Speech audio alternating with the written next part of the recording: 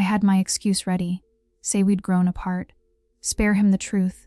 I even rehearsed sounding sad, like I was the one being left. But when I walked in, suitcase in hand, he didn't even flinch. And before I could say anything, he looked at me and said, "Was it ever me? Or was it always him? And you just settled?" And in that moment, I realized what I had done. What I had done to the man who was ready to give up anything and everything to be with me. I told myself it wasn't really betrayal if I never admitted it.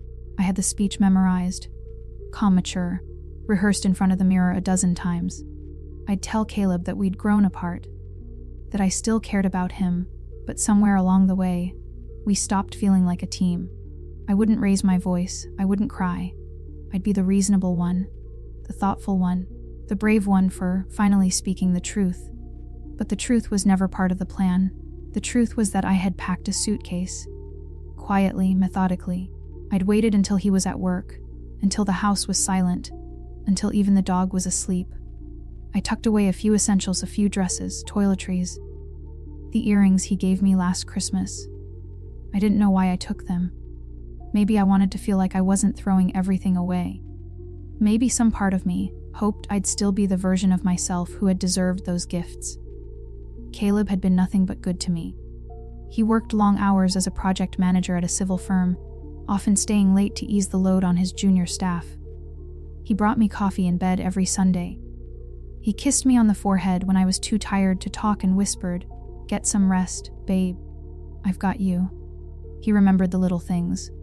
What side of the bed I hated sleeping on, that I liked cold grapes but not warm ones, that I only drank peppermint tea when I was anxious.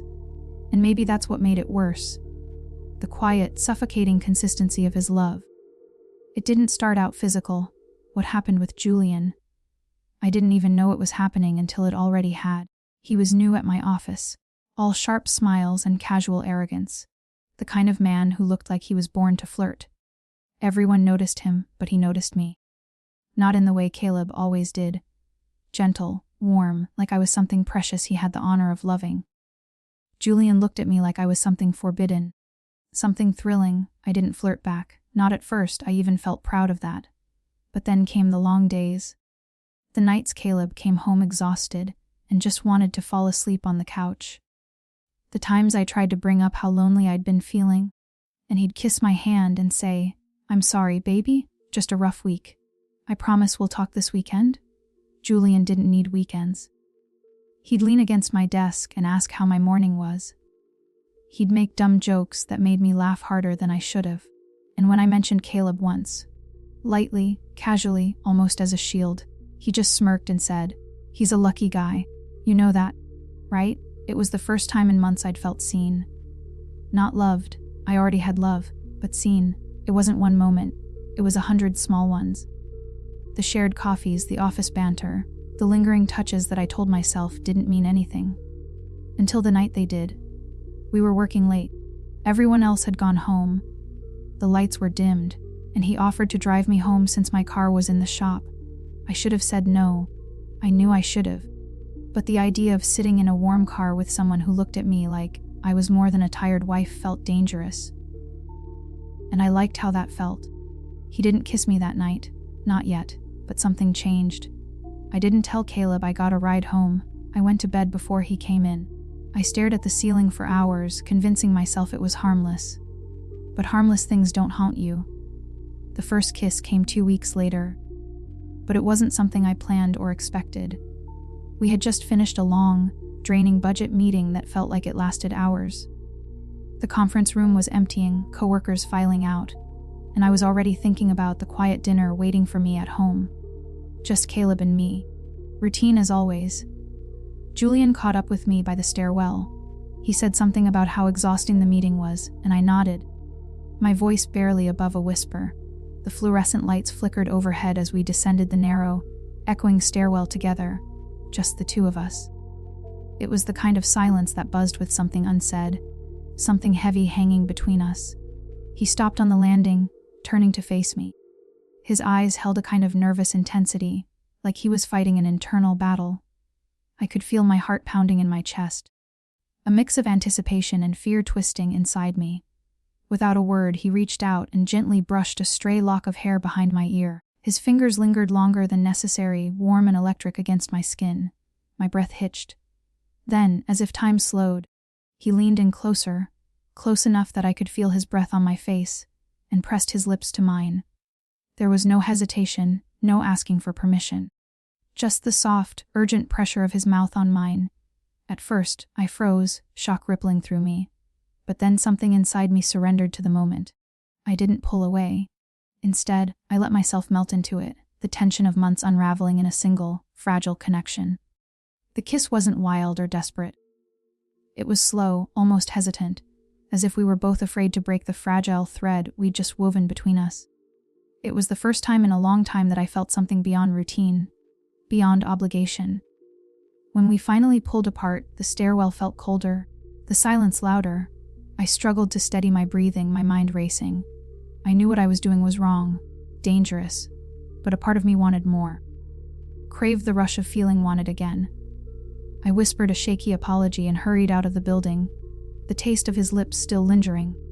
A secret I wasn't ready to admit, even to myself. I told myself it would be just that once, that I'd never see him outside of work, that I still loved my husband, and this was just a mistake, a lonely woman's stumble. But the truth, I didn't feel lonely with Julian. I felt alive, and that terrified me. Caleb never suspected a thing. He still kissed me goodbye every morning, told me he loved me. And me, I got more daring. Julian took it as a sign to cross all boundaries. Our texts started to feel more intimate. I started sending him photos. I'd pretend to be asleep, only to text him till 3 a.m. Caleb never found out. But I don't want you to think I was enjoying this. I mean, yes, I was. But I wasn't cruel. I never wanted to hurt Caleb. I started crying in the shower more often than not. I deleted texts before he could see them. I bought new lingerie, then panicked and shoved it to the back of the drawer, ashamed of who I was becoming. And still I didn't stop. No, I made it even worse. We started meeting up outside work. Dinner dates, coffee runs, and before I knew it, I was checking in hotel rooms with him. The guilt was there, sure, but it was fading. Julian started feeling more and more like home. And Caleb started to feel like a roommate. I started to fall out of love completely. Julian never asked me to leave Caleb. He didn't have to. That seed had already been planted, by me. I started imagining it, the freedom, the excitement. Starting over, I told myself I'd leave Caleb kindly.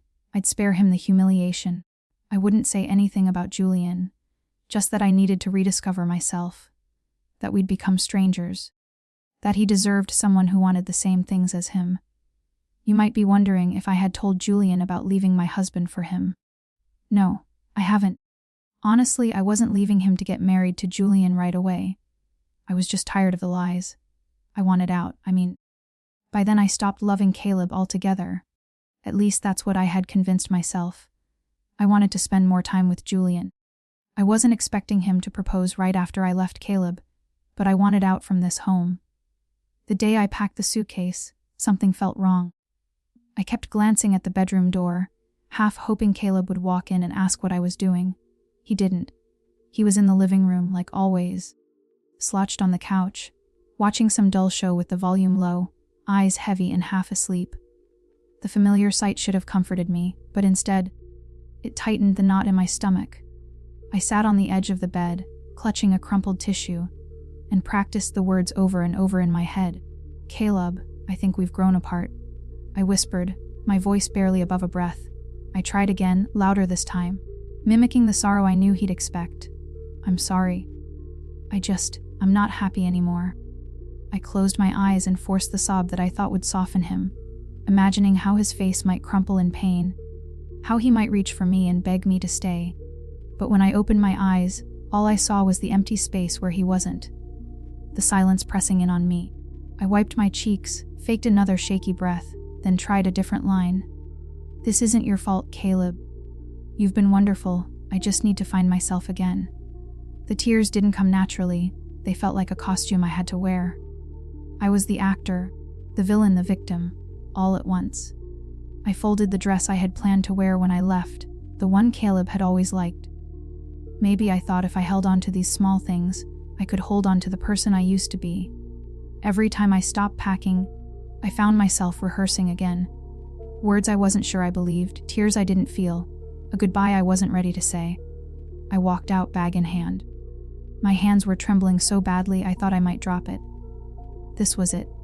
The moment I'd rehearsed 1,000 times in my head, but now that it was here.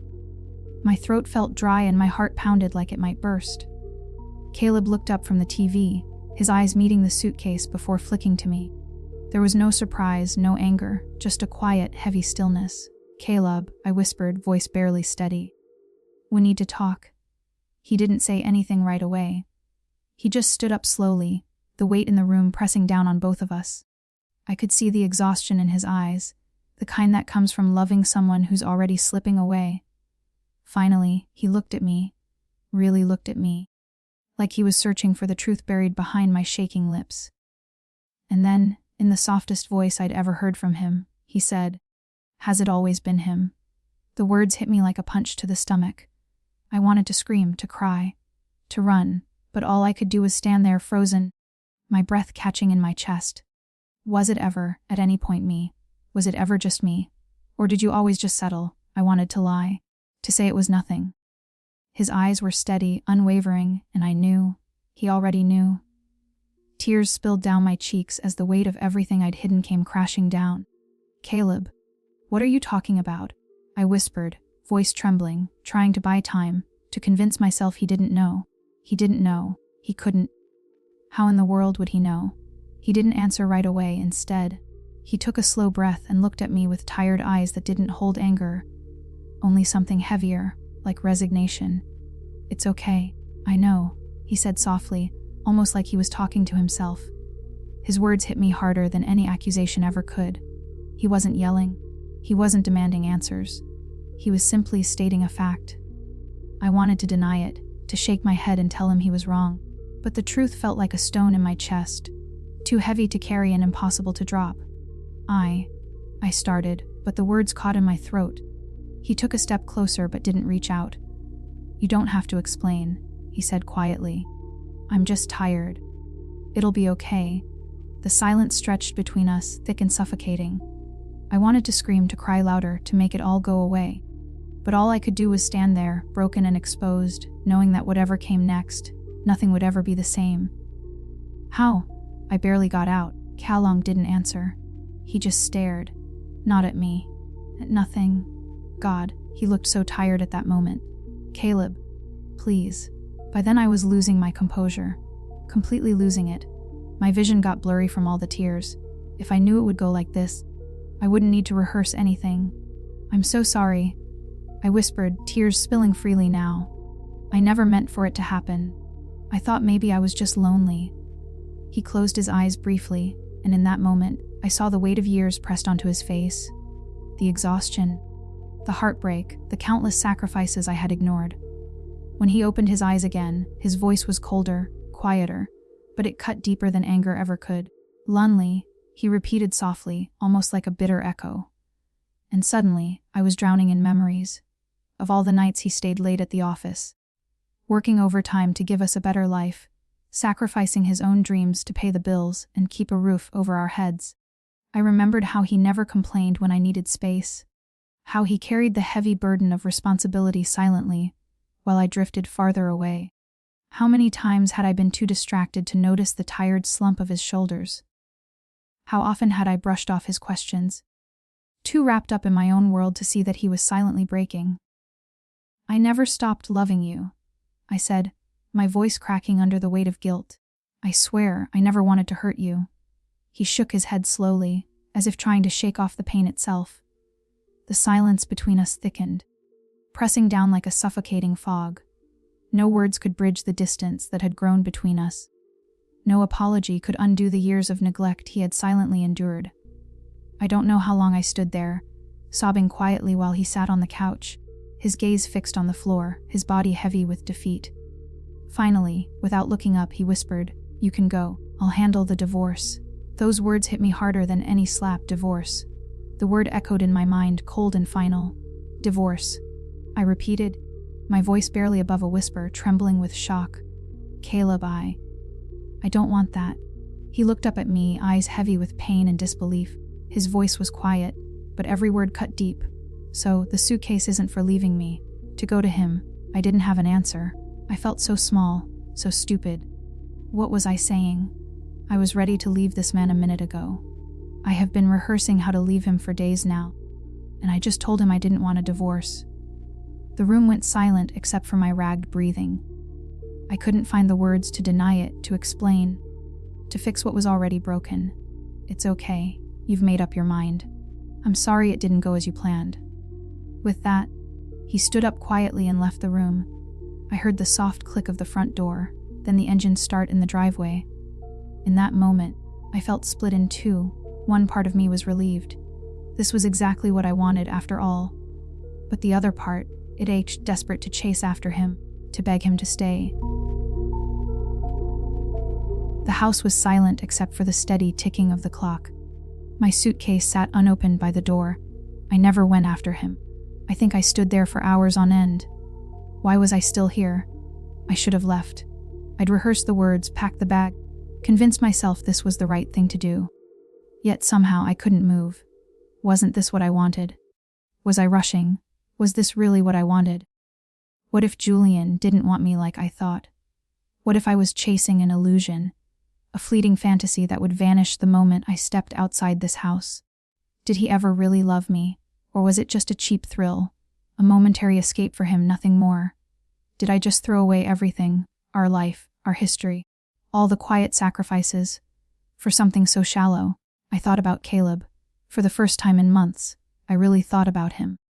Thought about the things he did for me, the life he had given me, how he worked himself to the bone, pulling late nights at the office so I could have a comfortable life.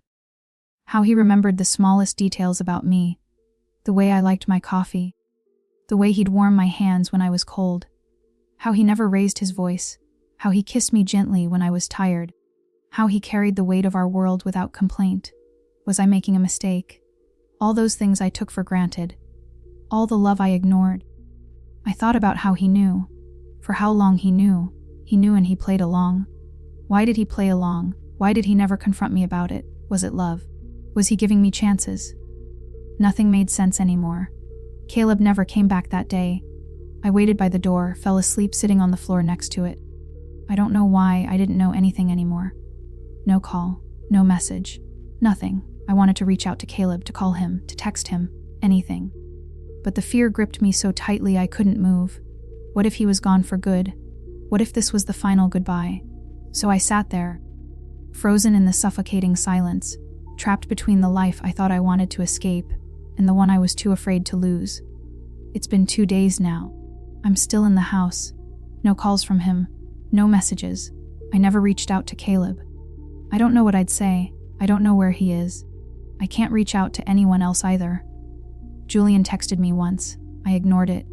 I couldn't tell you why I ignored it. Maybe I'm slowly realizing what I had done. Maybe it's regret. I don't know. And now, all I can do is dread what's coming next. The silence, the waiting, the unbearable uncertainty of it all. I don't know if I want to be with him. I don't know if he wants to be with me anymore. I just need to see him. I need him to come back to me.